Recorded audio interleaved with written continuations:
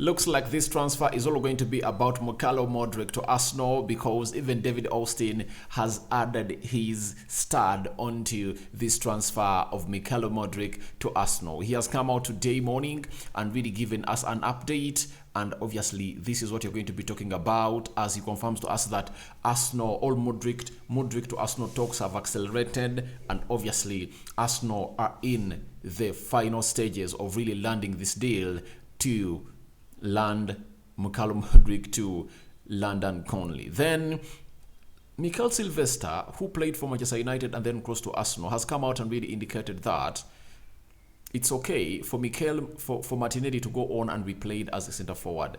I have loads of reservations onto that, but I'm going to come out and really give out my honest opinion. I don't know whether most of you will side with me, because it will look a little bit out of all. It will look a little bit below the belt, because most people really are welcoming this and it's so much in the news. I don't really accept with it and don't agree with it, and that's why I'm going to go on and really throw in my idea or my opinions that will really leave most of you flabbergasted. Then we are talking lastly about William Saliba. The Arsenal website have come out and really put out an article of William Saliba. After losing the World Cup, they've come out and really consoled him with a very beautiful article that we are going to go through here on Rokani Media and see what Arsenal are really targeting and aiming to go on and really welcome back William Saliba from the World Cup. Welcome to Rokani Media Football. Rokan David is my name, and obviously you guys are really doing wonders on this channel. We are really doing very well, and we're left with like 600 subscribers to hit 9,000 subscribers on this channel. And guys, don't forget to subscribe. Continue subscribing, because that's the other way we call reciprocation of love. So the reciprocal of love is called for in here for you. I do the content and you guys go ahead and subscribe to this channel. Not so you guys are really amazing and I really love you. Continue doing that, and let's see close to 200 likes on this video, because you guys like Mudryk. Without further ado, let's start off with this story coming in from David Austin. David Austin is telling us that Mudryk is the player Arsenal want to sign. They followed him for a long time. He was on their list of potential candidates during the summer transfer window. They are in talks with Shakhtar with the players. That is at Haters TV. That is on YouTube. Now, most of these are really constant, and we've been knowing them, that Arsenal have been following him since the summer. That's right. Arsenal want to sign Mudryk. That is not hidden anywhere. Arsenal have even gone public on it, and even the player has gone out to confirm that he wants to go on and join Arsenal. The talks are really going on, but they've accelerated a little bit after the CEO of Shakhtar Donetsk came in and traveled to London. When he traveled to London, talked to Arsenal, Arsenal put their offer onto the table, and Shakhtar are really valuing with it, but Arsenal are really pushing to say to it that their offer is accepted, and obviously they land the player known as Mikel Mudryk to the club. These talks may really take a little bit of time, but Arsenal don't want this deal known to take a lot of time. With the year left with just how many days? 12 days to the end. Arsenal are really calling in for an acceleration of this deal, to say to it that by the 1st or 2nd of January, Mikel Mudryk is one of those players that is going to be donned into the white and red jersey and being unveiled at the Emirates, because they want this to happen immediately, to see to it that they really get this out of their way. And this is the perfect way to go on and do your deal. How does it be perfect?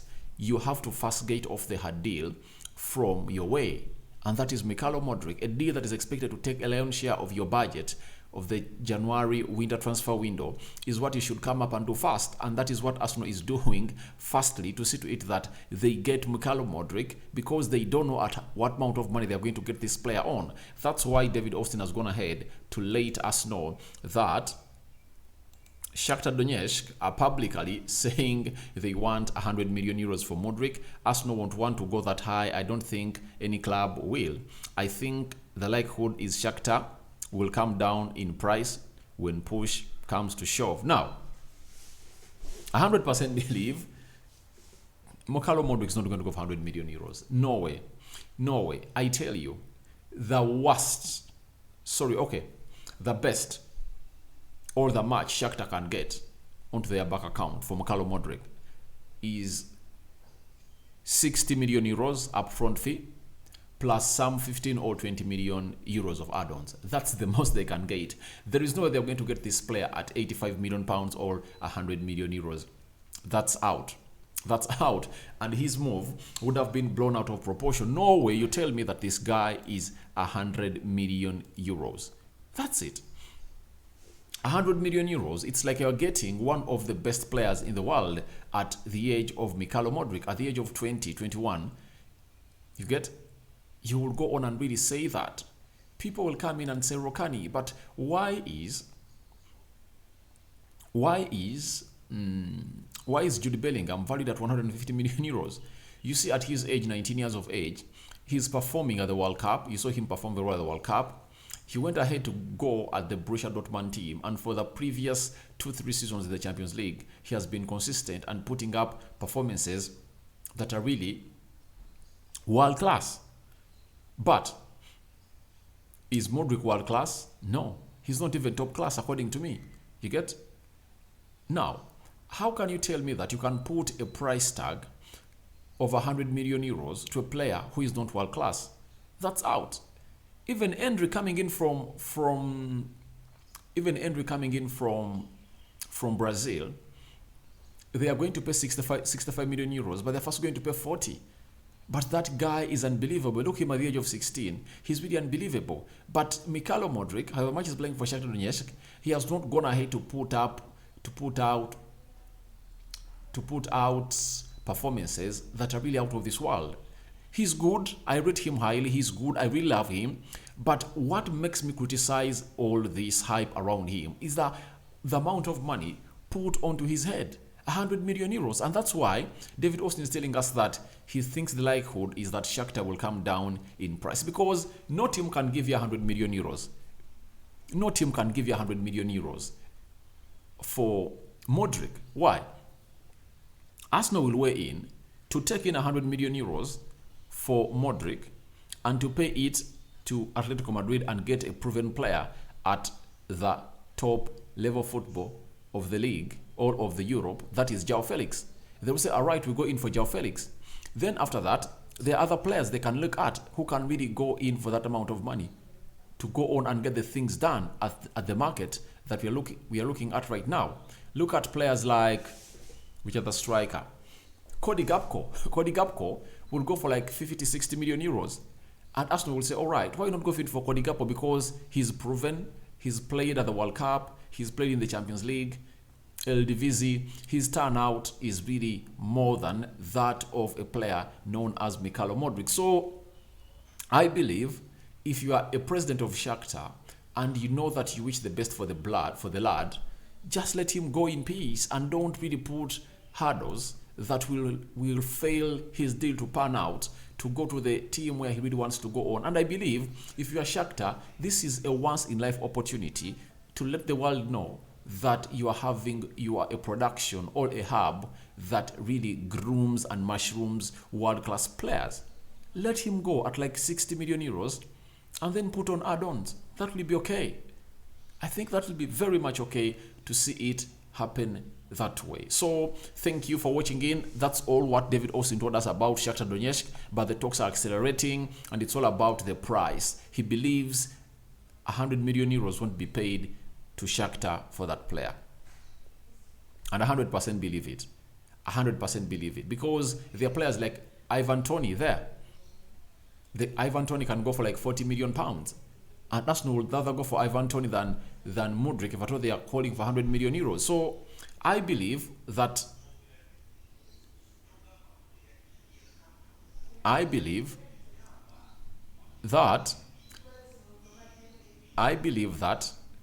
a common ground is going to be reached between Arsenal and Shakhtar on this player, because even Shakhtar want the best for their player, and that price that they want to sell him on will affect his career. That's it. Now we go to Mikel Sylvester on Martinelli playing Gabriel Jesus' role with him out injured. He's telling us that he has the capability to play in the role of a number 9 if Mikel was to decide it could work. He can be an asset and an excellent replacement for Jesus alongside Edin Ketia. I 100% disagree with this. With Arsenal lacking creativity from the wide areas, how do you get one of your best wide creative players and then make him lead the line? And who is going to go ahead and really play off the left attacking side of the midfield? And secondly, however much it's a norm that players that play in the wide areas have really gone ahead to turn out as centre forwards in the recent years, but it doesn't happen at the age of 22. It doesn't happen that way. So Thierry Henry, he came in and started to become a centre forward at Arsenal, I think, when he reached close to 26, 27 years. And you have to first go on and play like for 5, 6, 7 seasons from that side. Then as you grow older, you turn into a centre forward. That's what it's supposed to be. That's what it's supposed to be. You saw what Messi did. Messi started as a wide forward on the right. Then as he really grew older, he started to play centrally. And I cannot believe that people are really going ahead to go on and buy and credit that Martinelli can come in and play as a centre forward. Has he even ever played as a centre forward in his life? Never. I've never seen him play as a centre forward. Never. You bring in Martinelli to play as a centre forward, it leads you into a situation of coming in through to create loads and loads and loads and loads of question marks and to decrease on your creativity from the wide areas. If you are having a wide player like Martinelli who is scoring like 6 goals this season and putting in assists, why do you have to think that he should come in through and play as a number 9? That's out. And I believe Odegaard can play a better role in a false number 9 than Gabriel Martinelli. You get? I've not seen Gabriel Martinelli put up very many huge performances or rememberable or remarkable when he's playing centrally. That's it. So I don't really need this talk again. I'm fed up of it. I think the best thing for Arsenal to do is to go on and get in a player who can lead the line. Either Cody Gakpo, João Felix, or Mikhailo Mudryk. Get in a player who at least has ever been a number 9. In this situation, there is no way telling me that Arsenal is leading the league by 5 points and you're trying to get out a wide forward and come and bring him to play as a centre forward to lead the line for Arsenal in a role that he has never done. That's out. This is not a try and fail game. It's supposed to be a game that should be perfected to see to it that you have players that have ever done it before playing in their perfect positions, and that's what you should go on and really get. Then Mikel Sylvester on Gabriel Martinelli said he's had a little time with Brazil to express himself and give his best. For me, he's one of the best performers in the Premier League and he's given a tough time to defenders. I can't wait to see him back.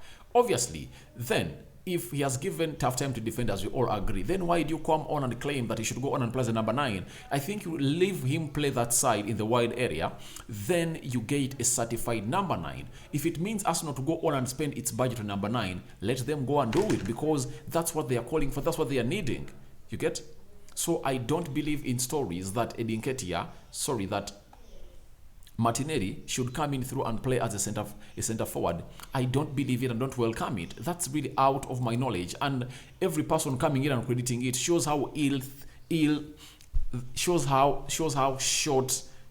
short-sighted he is in the game of football. That is narrow thinking. He's not Sylvain Wiltord. He's not Thierry Henry. He's not Freddie Ljungberg. Those players I've seen at Arsenal play in the wide areas and come and lead the line. You get? You saw it when Arsene Wenger tried to experiment it on Theo Walcott. He never passed the test. You get? Theo Walcott was playing as a wide forward or a right winger and playing very well. He said, Arsene Wenger at the end of the season, that I'm planning to really shift Walcott and turn him into a number 9, and things never really worked out. That's why he went in and brought in Eduardo, though he really got an injury, but because the craft failed to go on and really work out. It never panned out the way Arsene Wenger wanted it, and Theo Walcott had been one of those players that had really toned down the Premier League. But obviously, Martinelli, I think that will be a very bad decision taken by Arsenal to see to it that he is being played as a centre forward. And I don't know who is really putting this out. Is it the agent of Martinelli trying to go on and really pump it around to see to it that Martinelli starts to become a centre forward at Arsenal? And I think Martinelli does not want it. He likes to play onto the left attack center midfield because that's where he's deadly. So after that, Saliba was one of the players that never took part in the game of France versus Argentina, and obviously France lost, but Arsenal have gone ahead to put out a post that really consoles a player known as Saliba, and they've gone ahead to tell us what he has really gone ahead to give Arsenal in the 14 games of the Premier League he has played for them. Arsenal website has gone ahead and put out the following: that he isn't a new signing, but William Saliba very much feels like one, forming a terrific partnership with Gabriel Magalhaes. The 21-year-old French has enjoyed a phenomenal start for his life in Arsenal's first team. Saliba has been calmness personified, wearing the red and white. That's it. For me, Saliba is one of the best defenders in the world in his age bracket. You get? Though he's finding it hard to enter into the starting 11 of France because of Varane, Upamecano, Konate, I believe his future is bright and he needs to go on and just keep it going and going and going. The Arsenal website concluded by saying that only 14 games into the Premier League career, but you sense that rival forwards already lack the belief to beat him. In 1v1 duels, Saliba has quickly built an aura that stands out.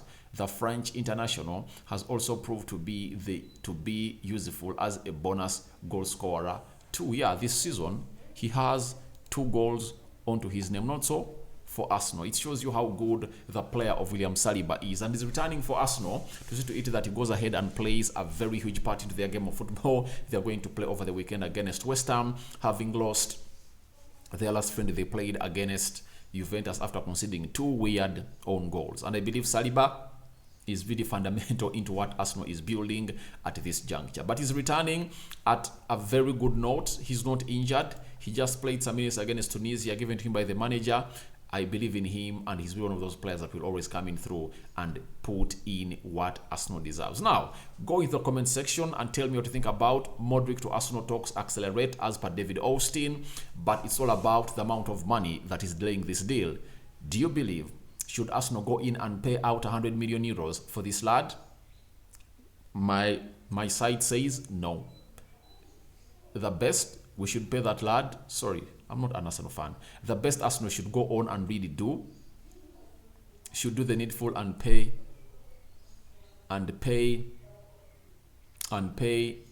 a maximum of 60 million euros guaranteed fees and another 15 or 20 million euros of add-ons depending on his performances that are really going to be showcased at Arsenal. So what are your thoughts on that? Then secondly, what do you think about Mikel Silvestre, formerly for United and played for Arsenal, coming out and really stamping a move for Mikel Arteta to go in, or advising Mikel Arteta to go on and really turn in Martinelli as a number 9. I doubt and don't believe in that.